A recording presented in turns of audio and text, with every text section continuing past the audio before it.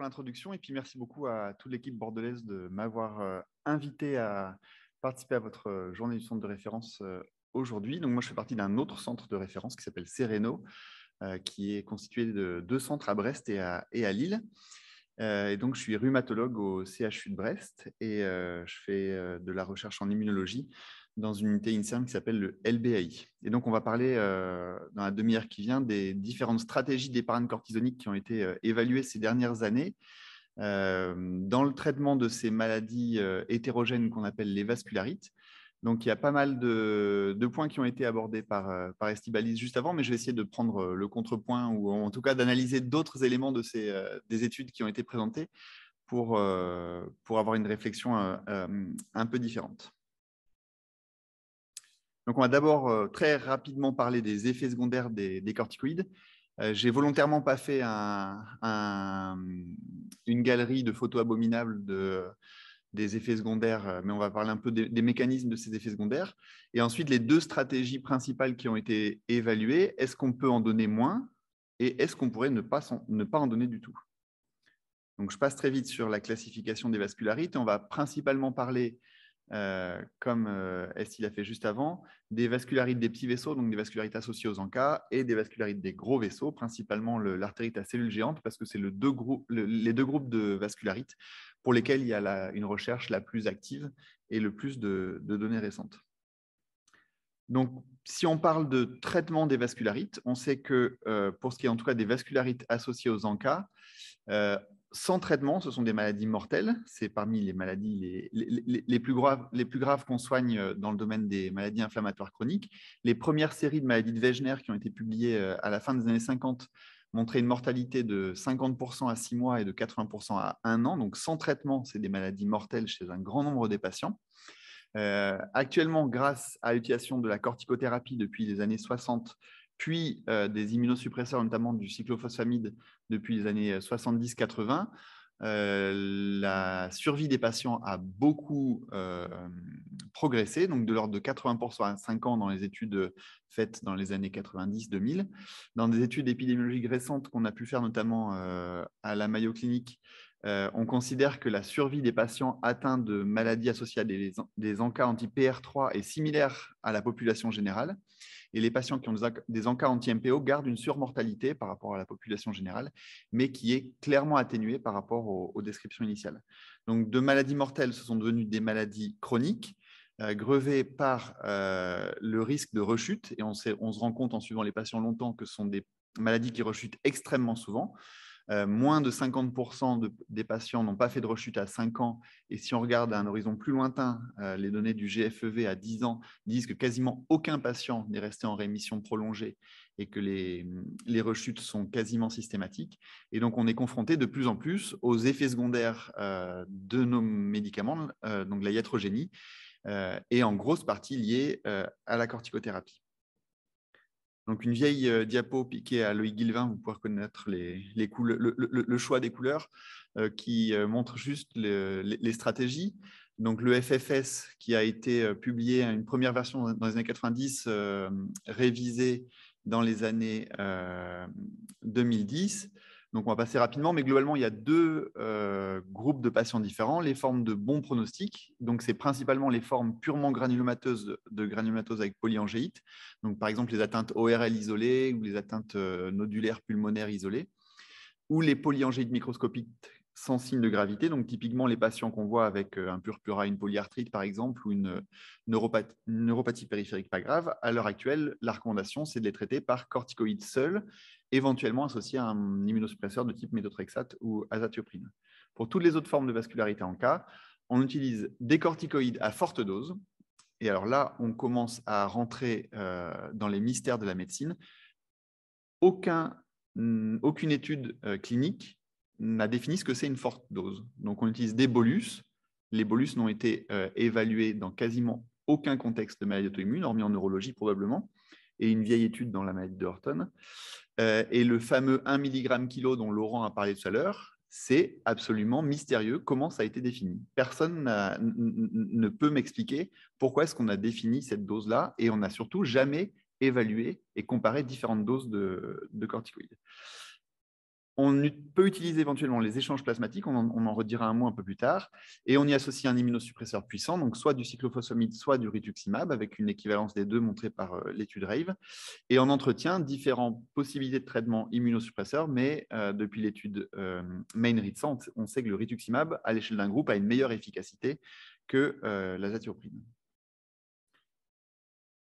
Les corticoïdes ont des effets secondaires fréquents par plusieurs mécanismes. Vous savez que le mécanisme d'action des corticoïdes, de la prednisone, n'est pas complètement univoque. Il y a plusieurs mécanismes d'action qui sont liés aux récepteurs aux glucocorticoïdes, qui peut avoir un effet soit transactivateur, c'est-à-dire qu'il va entraîner la sécrétion l'activation et la transcription de certains gènes, et un effet transrépresseur, c'est-à-dire qu'au contraire, c'est un facteur de transcription négatif pour d'autres gènes. Et donc, ça, c'est juste une revue qui listait les effets secondaires les plus fréquents qu'on connaît tous, donc l'hypertension artérielle, le diabète, le glaucome, l'ostéoporose, les anomalies cutanées, les infections. L'amplitude de l'augmentation de risque de ces effets secondaires est difficile à évaluer comparé à la population générale. Donc ça, dans la même revue, les auteurs ont évalué le pourcentage d'augmentation du risque de ces différents effets secondaires pour chaque prise de 1 gramme de prednisone cumulé. Et donc, c'est de l'ordre de 3 à 5% pour la plupart de ces effets secondaires.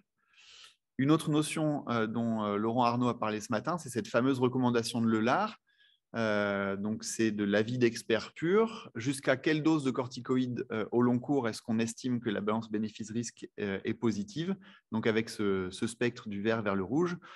À 5 mg et en dessous, tous les experts s'accordent à dire que c'est un traitement qui a peu d'effets secondaires, et si ça permet de maintenir une rémission chez des patients qui ont déjà fait des rechutes en essayant de baisser à moins de 5 mg, ça peut être acceptable au long cours.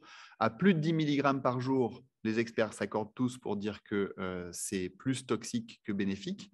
Et entre les deux, c'est à discuter au cas par cas en fonction du profil du patient, de ses comorbidités, des facteurs de risque d'effets secondaires. Donc maintenant, comment est-ce qu'on a essayé de limiter l'utilisation des corticoïdes chez les patients atteints de vascularite? Donc, on a essayé d'en donner moins. Et donc là, je vais revenir sur quelques données de Jayakta dans l'artérite à cellules géantes, et je vais discuter des résultats de Pexivas dans le domaine des vascularites associées aux ANCA. Pour donner moins de corticoïdes, on peut essayer de mieux contrôler la maladie, c'est-à-dire d'éviter l'inflammation par d'autres traitements. Et on parlera un petit peu d'un débat en cours sur la durée du traitement d'entretien pour les vascularites associées aux ANCA.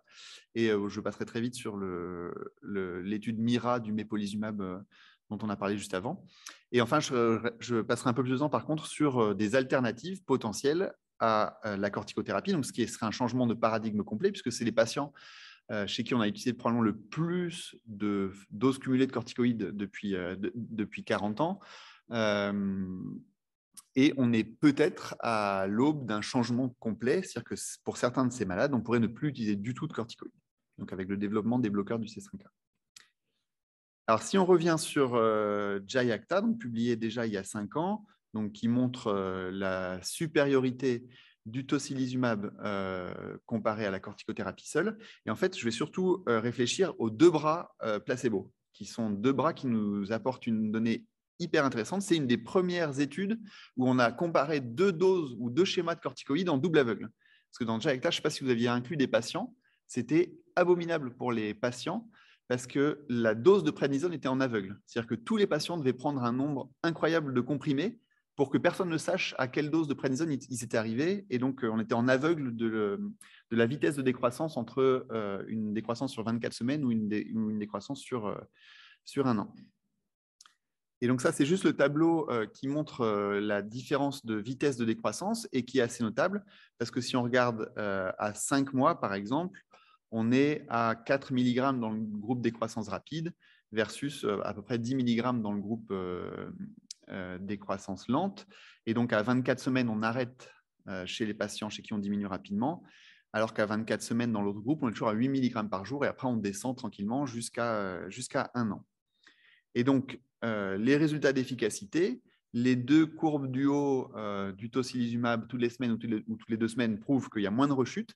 Mais quand on regarde les deux courbes du bas, donc la courbe en jaune, c'est l'arrêt de la corticothérapie aux alentours de 6 mois. La courbe en bleu, c'est l'arrêt de la corticothérapie à 1 an. Il y a un petit décrochage de la courbe jaune au moment de l'arrêt de la corticothérapie. Mais dans l'autre bras, les patients rechutent à un steady state pendant toute la durée de l'étude. Et si on regarde à 1 an, le taux de rechute est quasiment le même.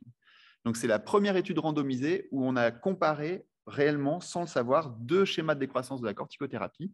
Et on se rend compte qu'il y a finalement très peu de différence. Les patients rechutent peut-être un peu plus tôt dans le bras où on diminue plus vite et on arrête plus tôt. Mais au final, si on regarde à 1 an, c'est à peu près le même nombre de patients qui ont rechuté. Et une donnée intéressante, c'est sur la tolérance du traitement. Il y a 12% des patients dans le groupe corticothérapie d'1 an qui ont fait une infection sévère, contre 4% dans le bras corticoïde plus court.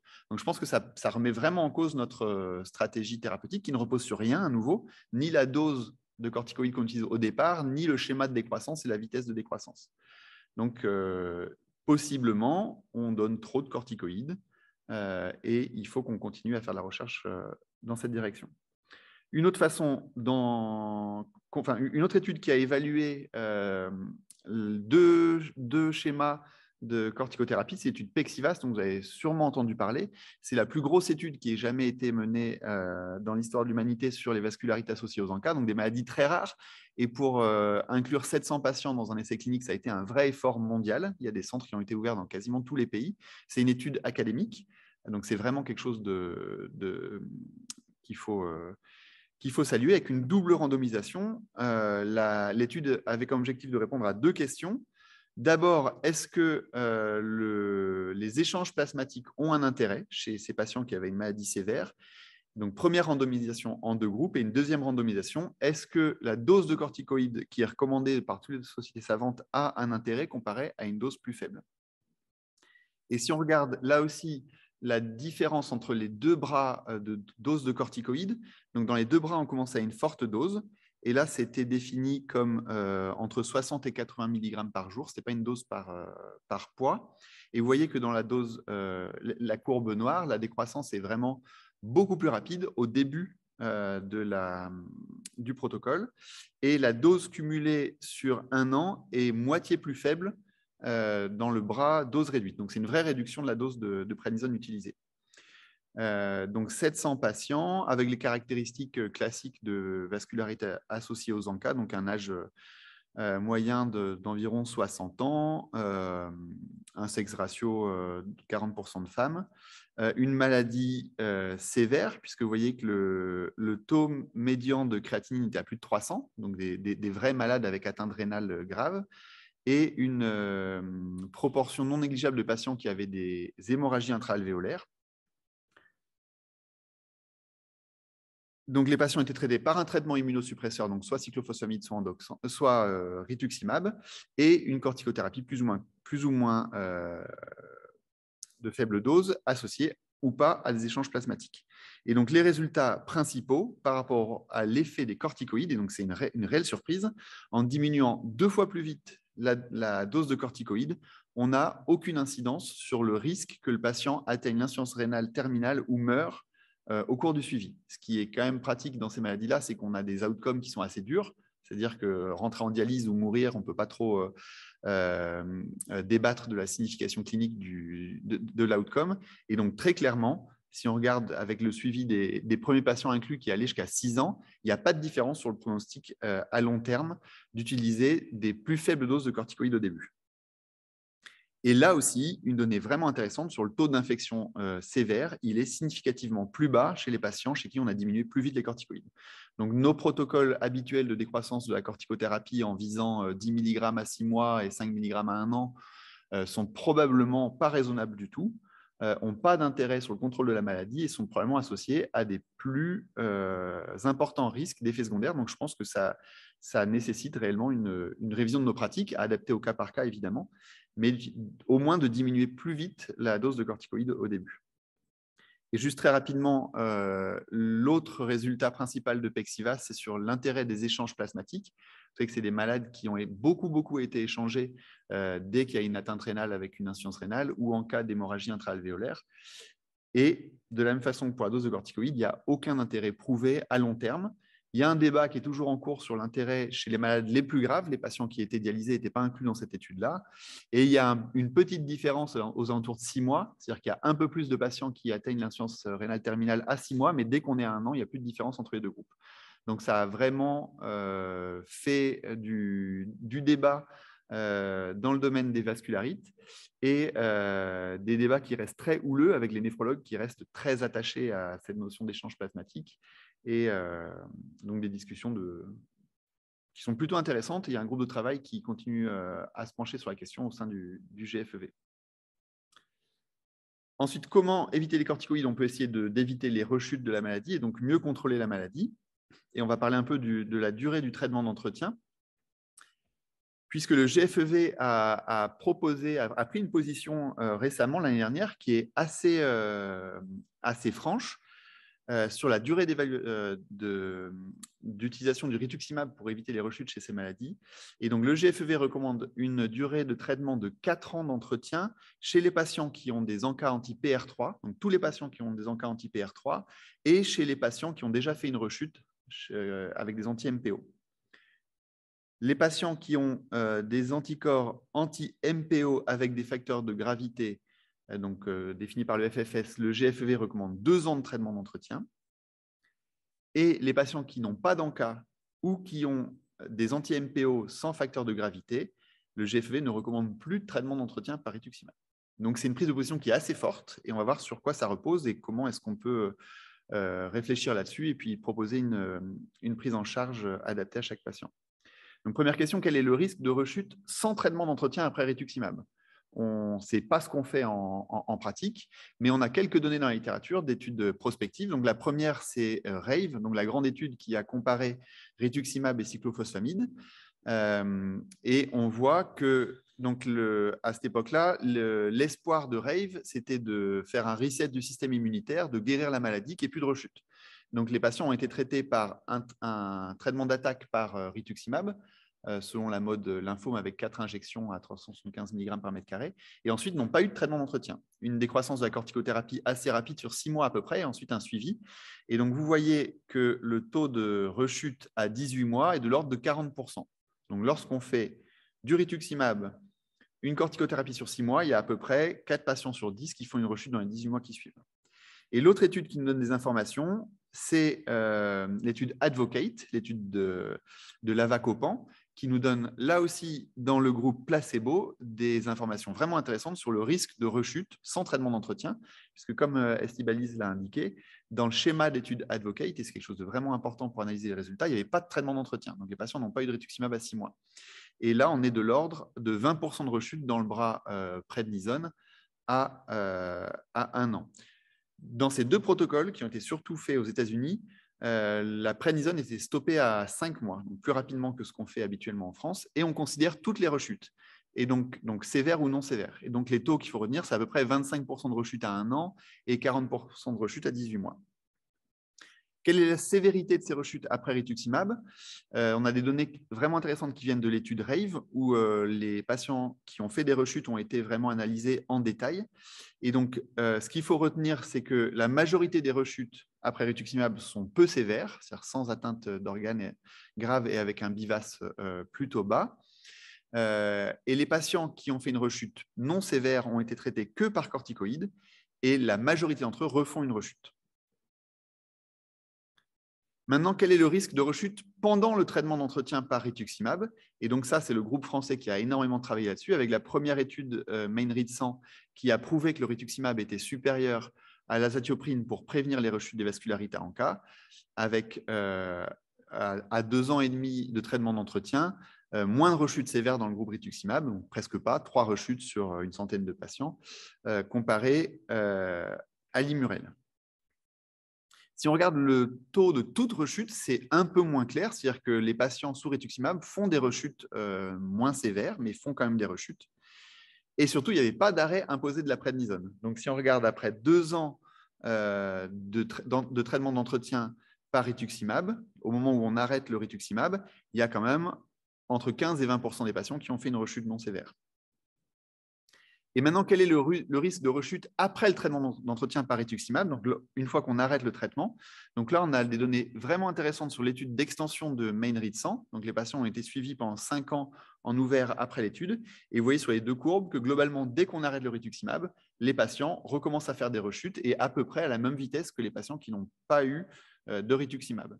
Et donc, les deux courbes, c'est les rechutes sévères à gauche et les rechutes tout venant à droite.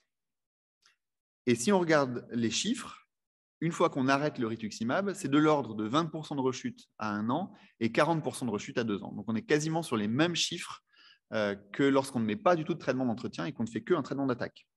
Donc, ça donne comme idée que le rituximab, sur une durée de 2 ans, a un effet suspensif uniquement. Ça a été confirmé par d'autres études, notamment la grande cohorte anglaise d'Oxford, pilotée par David Jane. Lorsqu'on arrête le rituximab et qu'on regarde dans les années qui suivent, il y a à peu près la moitié des patients qui font une rechute. Et maintenant, quelle est la sévérité des rechutes lorsqu'on a traité les patients pendant plus longtemps par rituximab? Et là, on a peu de données, mais un papier intéressant de l'équipe de la Mayo Clinic qui a fait le point sur 10 ans d'utilisation du rituximab dans la GPA. Et donc, vous voyez leur capacité de recrutement. Sur 10 ans, ils avaient 637 patients atteints de vascularite associés aux ANCA. Et donc, ils en ont analysé une cinquantaine qui avaient reçu au moins 2 cures de rituximab.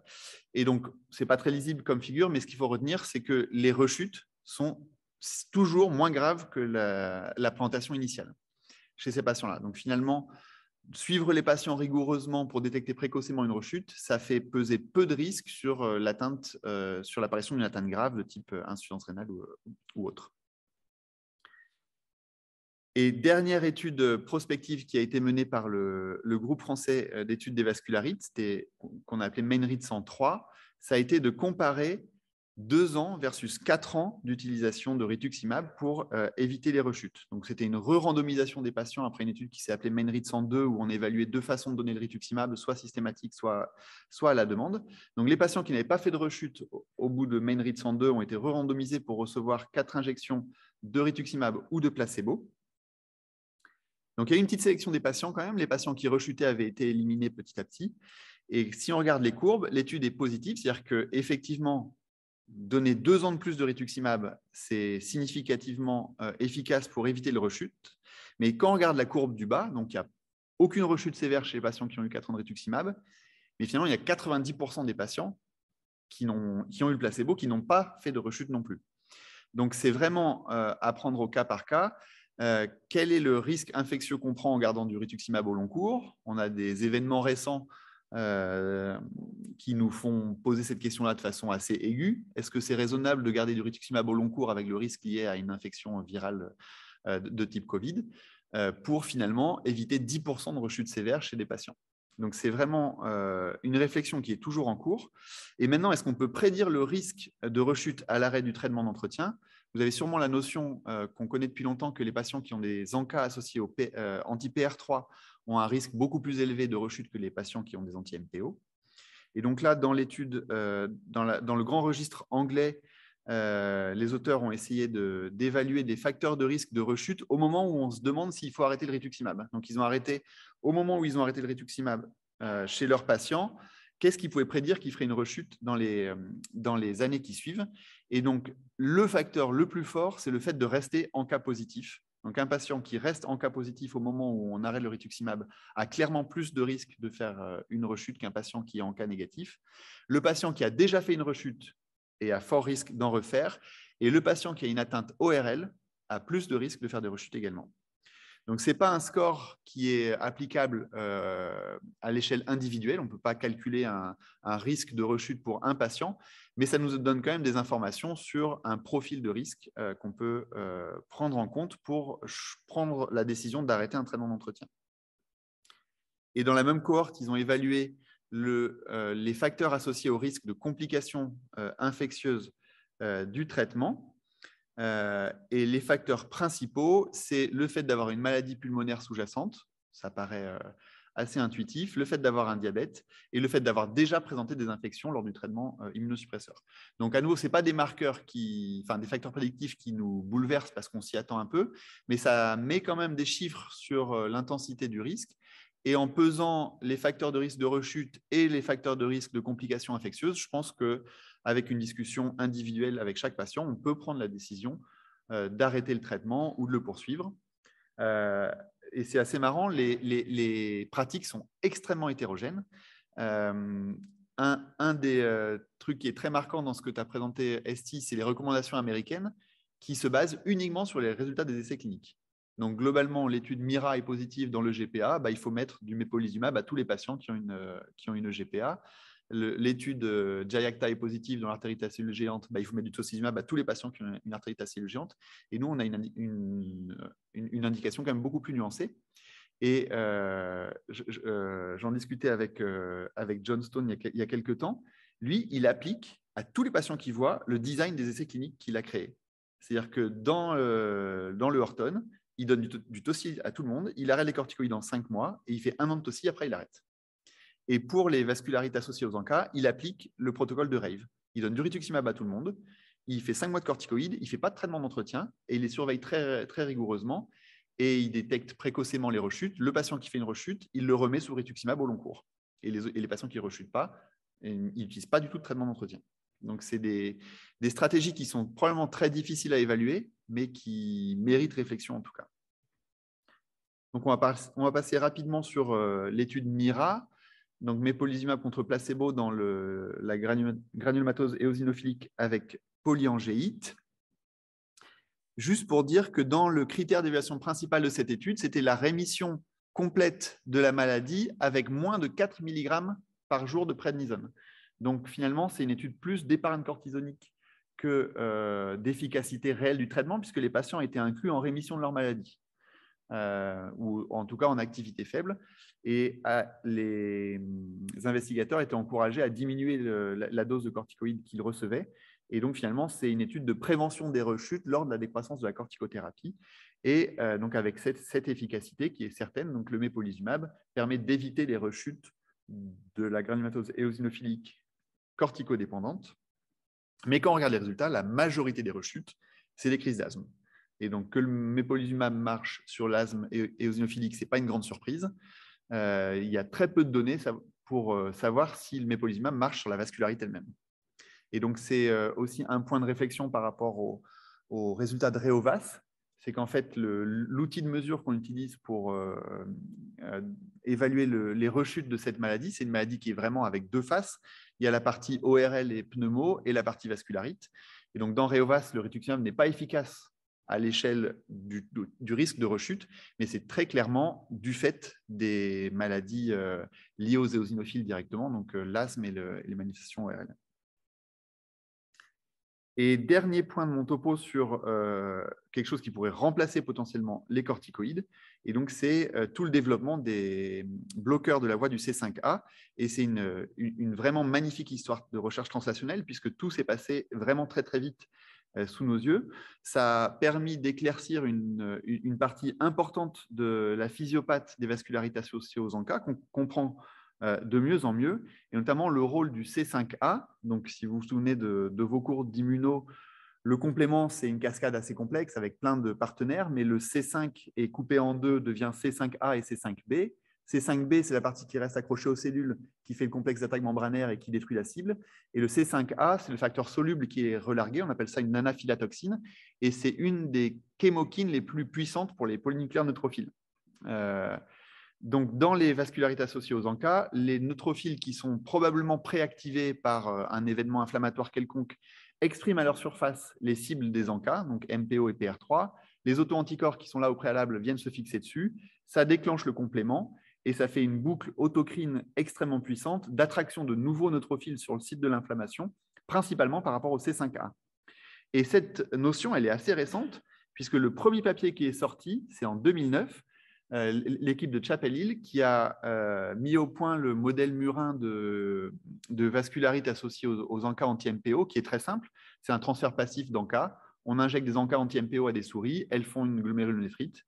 Et donc, les souris qui sont déficientes, qui sont KO pour le récepteur au C5A, ne font pas la glomérulonéphrite. Donc, première publication. Quelques années plus tard, après un peu de screening de molécules, ils testent une petite molécule qui bloque le récepteur au C5A dans le modèle murin.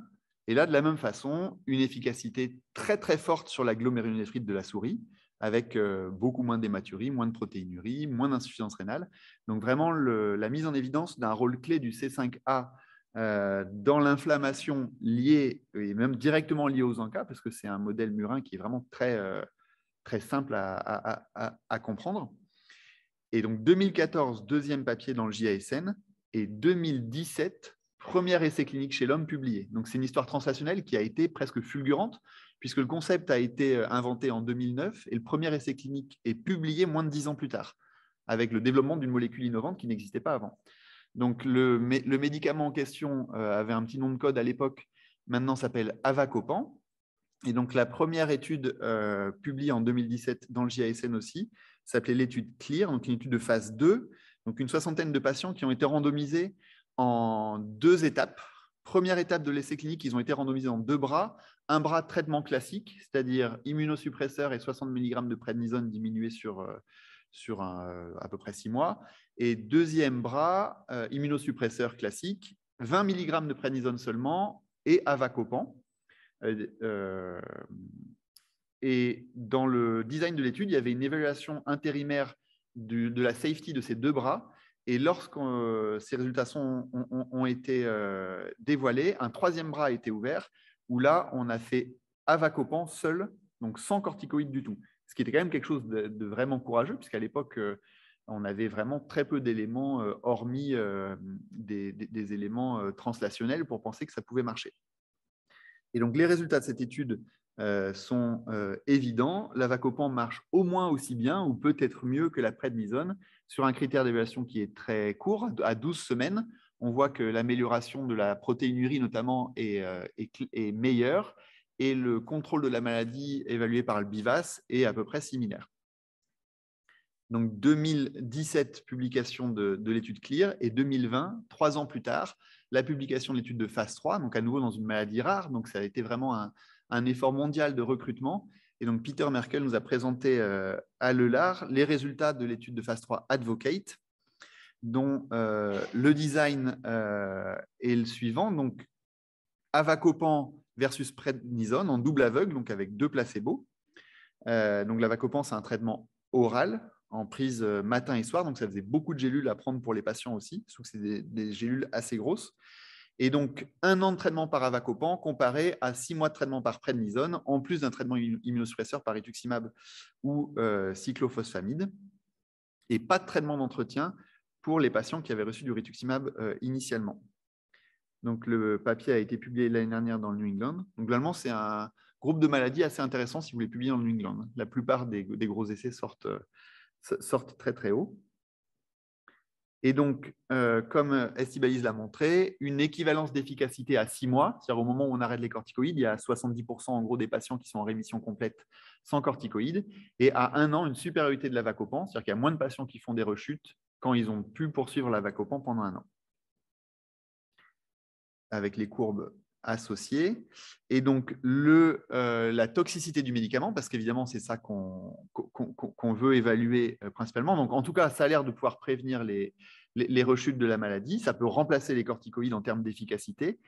Et pour évaluer la toxicité, c'est la première étude prospective qui a utilisé un score dédié spécifiquement à la toxicité des corticoïdes, qui s'appelle le GTI, ou Glucocorticoid Toxicity Index. Je ne sais pas si vous avez déjà fait des visites d'essais cliniques où on utilise ce score. C'est un score qui est un peu complexe à utiliser, qui demande vraiment pas mal d'items, mais qui est vraiment spécifique des toxicités de la corticothérapie, et avec dans l'étude Advocate une supériorité évidente de l'Avacopan en termes de diminution de risque d'effets secondaires liés à la corticothérapie. Et donc, effectivement, le médicament a été autorisé en août dernier aux États-Unis. Alors, l'indication aux États-Unis est un peu surprenante, puisqu'ils indiquent que le médicament n'élimine pas l'utilisation des corticoïdes. Donc, je n'ai pas très bien compris pourquoi. Donc, vous savez, aux États-Unis, une fois que la FDA autorise un médicament, ensuite le labo négocie le prix avec les principaux prestataires de santé. Et donc, le prix a été négocié. ST a juste dit que ça coûtait cher, mais ça coûte très cher. C'est de l'ordre de $10 000 par mois. Donc, beaucoup plus cher que la plupart des médicaments qu'on utilise. Et donc, en Europe, ça a pris un peu plus de temps. Et en France, on a effectivement pas la TU, mais l'accès précoce qui est en cours. Mais les discussions de remboursement sont intenses et sont elles aussi en cours, puisqu'a priori, on ne fera pas comme les Américains d'en donner à tous les patients atteints de vascularite associée aux ANCA. Donc, pour l'instant, l'accès précoce, c'est chez les patients ayant une contre-indication formelle à l'utilisation de fortes doses de corticoïdes, ce qui est assez flou. Je ne sais pas si vous connaissez beaucoup de contre-indications formelles aux corticoïdes. Ce n'est pas précisé. Mais en tout cas, il y a là aussi un groupe de travail au sein du GFEV avec les autorités pour essayer de choisir la place de ce médicament. Il y a sûrement besoin de nouveaux protocoles, notamment par rapport à la durée du traitement par avacopan. Est-ce que traiter les patients 3 mois, ça ne suffirait pas à bloquer l'inflammation et ensuite, avec le traitement d'entretien par rituximab, on éviterait les rechutes? Donc, je pense qu'il y a vraiment beaucoup de questions de stratégie thérapeutique qui sont en cours, mais le traitement est disponible. La TU est assez facile à demander, on obtient le médicament. Donc, pour les patients soit réfractaires, soit qui font vraiment des complications graves de la corticothérapie, le médicament est accessible à l'heure actuelle. Donc voilà, un petit résumé de mon topo. Les doses de corticoïdes qu'on utilise tous pour soigner nos maladies inflammatoires, c'est de la poésie. Ça repose sur aucune science. C'est quelqu'un un jour qui a dit « moi, je donne 1 mg par kilo » et tout le monde a dit « bah oui, ça marche, moi aussi, je vais mettre 1 mg par kilo ». Les schémas de décroissance, jusqu'à très récemment, on ne les avait jamais comparés les uns aux autres. Et maintenant qu'on les compare, on se rend compte qu'on en donne sûrement beaucoup trop, que décroître plus vite, on fait aussi bien. Donc, c'est très certainement possible de diminuer les doses. Il y a des médicaments alternatifs qui sont en cours de développement. J'en ai pas parlé, mais la voie du C5A est explorée par d'autres labos. Il y a un labo allemand qui s'appelle Chemocentrix qui développe un anticorps monoclonal contre le C5A. Donc, ce n'est pas le même mode d'action que l'éculizumab, qui est l'anticorps anti-C5, qui est utilisé dans certaines maladies rénales dans les SHU atypiques d'origine génétique. Et qui a des grosses complications infectieuses parce qu'il bloque le C5 complet, donc le complexe d'attaque membranaire aussi. Et donc, vous avez la notion du risque, notamment lié aux germes encapsulés et au méningocoque. Donc là, l'anticorps de Chemocentrix bloque le C5A spécifiquement sans modifier le C5 complet. Et donc, l'étude de phase 2, qui a quasiment le même design que CLEAR, est terminée. Et donc, probablement, l'étude de phase 3 va s'enchaîner assez rapidement. Et donc, avec un peu de chance, on va se diriger vers un monde sans corticoïdes pour le traitement des vascularites. Merci beaucoup.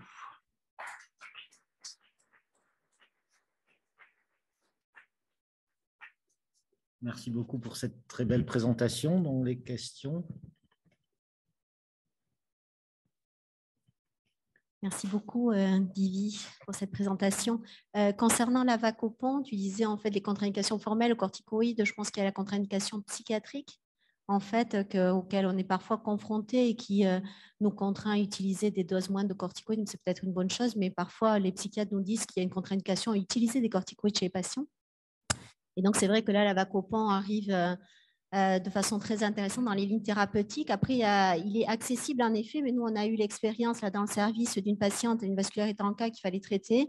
On l'a demandé au bout de 15 jours de désespoir, ne voyant pas la molécule arriver. Quand on a appelé, on nous a expliqué qu'il était en cours de fabrication en Belgique et qu'il allait être livré. Donc, on a eu beaucoup de difficultés. On a fait la demande, mais en pratique, ce n'est pas arrivé aussi rapidement que ça. Et c'était récemment ou c'était l'année C'était dernière? récemment, c'était il y a 3 semaines, hein, je pourrais, Jean-François. Voilà, c'est ça, 3 semaines. On en a probablement trop demandé en France. Et oui, voilà. Et donc, les stocks étaient épuisés probablement. Donc, on nous a dit qu'ils le fabriquaient. On a laissé tomber. On a mis des corticoïdes. Juste par rapport au positionnement de l'avacopan, est-ce que tu ne crois pas, bon, on n'a pas encore les données pour y répondre, mais on a les préliminaires qui nous font dire que l'avacopan sur les vascularités en cas avec atteinte rénale, en fait, on pourrait aussi peut-être le positionner là. Il y a peut-être un intérêt sur ce spectre de patients, sur les données que l'on avait sur les modèles murins, en tout cas, avec probablement un profil très intéressant chez ces patients-là et un bénéfice à rajouter de l'avacopan au traitement. On a aussi des données humaines sur l'étude de phase 2, l'étude Oui. CLEAR, où la protéinurie, mais aussi d'autres marqueurs, notamment les marqueurs MCP1 par exemple, qui diminuent beaucoup plus vite sous avacopan que sous prednisone à forte dose. Pour l'instant, on n'a pas les analyses en sous-groupe d'Advocate qui nous permettraient de définir ça, mais a priori, ça marche sur les différentes manifestations de la maladie. En tout cas, c'est un anti-inflammatoire très puissant. Oui, Divi, merci beaucoup pour cette présentation très intéressante.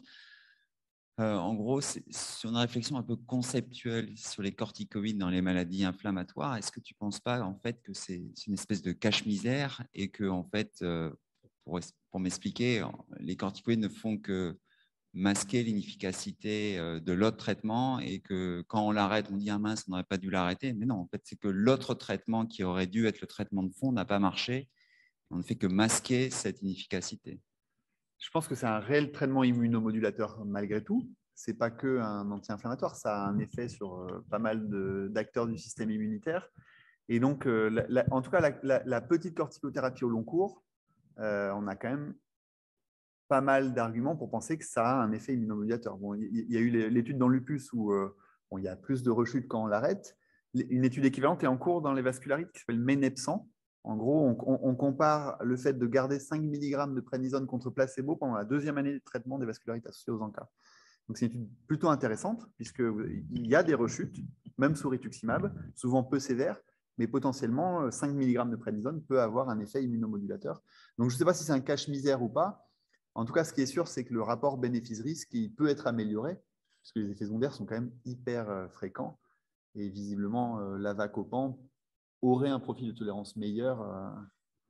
Donc, ça n'empêche pas évidemment de continuer à chercher des médicaments plus efficaces. On a parlé du lupus tout à l'heure, Laurent est passé rapidement, mais le fait, par exemple, que le rituximab ne marche pas, mais que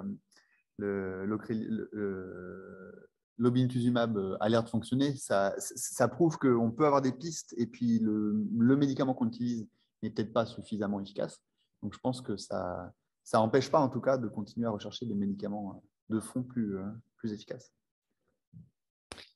Tu nous as bien montré qu'on a donné beaucoup de corticoïdes trop longtemps, donc mea culpa, et les rhumatologues n'aiment pas la corticothérapie. Tu nous as fait une bonne démonstration. Mais je vais me faire l'avocat du diable, puisque tu te conclus en disant plus de corticoïdes, c'est fini, plus de corticoïdes pour tout le monde. Mais inversement, est-ce qu'il ne faudrait pas dire des toutes petites doses de corticoïdes pour tout le monde? Parce que dans le lupus, par exemple, tu l'as dit, garder 5 mg, ça évite les rechutes. Et puis, il y a toute une théorie sur l'aspect anti-inflammatoire des corticoïdes et sur le bénéfice cardiovasculaire que tu en aurais. Moins d'inflammation, donc peut-être moins d'athérosclérose. Puis finalement, prendre des corticoïdes quand tu es vieux, tu as moins de douleurs, tu as moins d'arthrose, de douleurs d'arthrose, etc. Donc, quid du petite dose de corticothérapie chez ces malades, mais petite faible dose, 5 mg.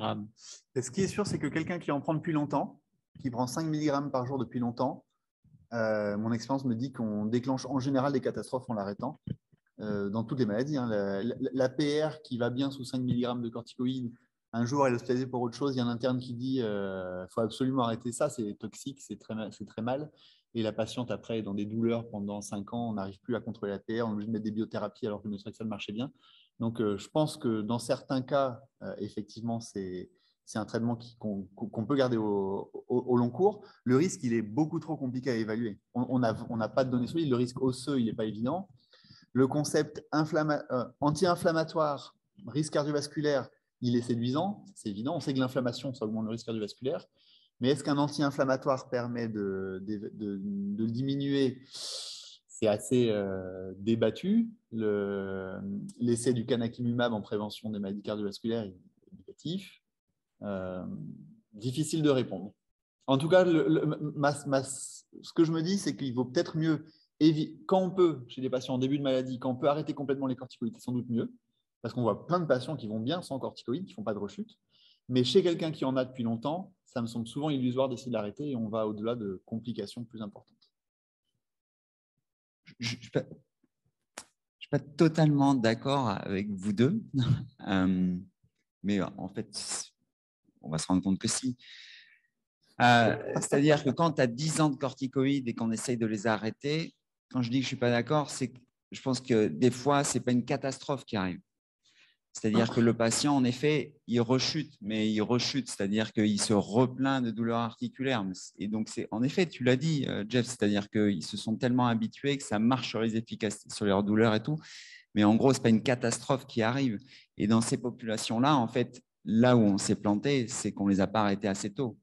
Et moi, je pense quand même, personnellement, que 5 mg de corticoïdes au long cours, tu as un effet néfaste, pas uniquement osseux. On n'est pas obsédé par l'os en rhumatologie. Tu as un effet néfaste au niveau infectieux, au niveau cardiovasculaire. Et ça, c'est très bien démontré dans la polyarthrite rhumatoïde par l'équipe je ne sais plus comment il s'appelle, enfin en Angleterre, où ils montrent que l'imprégnation au long cours va finir par avoir des soucis. Après, oui, il y a des patients, en effet, je pense qu'ils vont vraiment rechuter, il faut continuer. Mais il y en a plein, c'est une espèce d'habitude qu'ils ont pris et tu le vois bien dans la PPR, en fait. Tu vois bien qu'il y en a que tu peux pas arrêter parce que c'est important pour la gestion de leur arthrose digitale. Moi, j'ai une petite question, parce que c'est vrai que c'est très étonnant, là, les recommandations américaines sur l'usage de l'avacopan. C'est-à-dire, ils disent qu'il faut l'associer à la corticothérapie. Donc, moi, je n'en ai pas prescrit encore. Donc, est-ce que j'ai le droit, est-ce que je peux ne pas prescrire de corticoïdes si je mets de l'avacopan? Chez quelqu'un qui a une contre-indication formelle, oui. Après, il faut justifier la contre-indication formelle. Ça peut être quelqu'un qui a une ostéoporose très grave, quelqu'un qui a un diabète déséquilibré, ce qu'on n'appelait pas contre-indication formelle jusque-là, puisqu'on l'utilise quand même. Effectivement, il y a la psychiatrie. Et la psychiatrie, il y a de rares cas où on est vraiment, vraiment embêté. Mais donc, on peut prescrire, et quand on le prescrit, on peut arrêter les corticoïdes. C'est ce que disait. C'est ce qui a été fait dans l'essai. Alors, ce n'était pas complètement sans corticoïdes, parce que les patients pouvaient avoir eu des bolus au début, et s'ils avaient eu des corticoïdes pendant quelques semaines avant l'inclusion, ils avaient 1 mois pour les arrêter. Donc, les patients avaient quand même eu un petit peu de corticoïdes dans l'étude, mais comme on est obligé de faire avec ces maladies-là, on ne peut pas les garder jusqu'à réussir à les inclure dans l'étude. La période de screening, elle est intenable, évidemment. Merci beaucoup.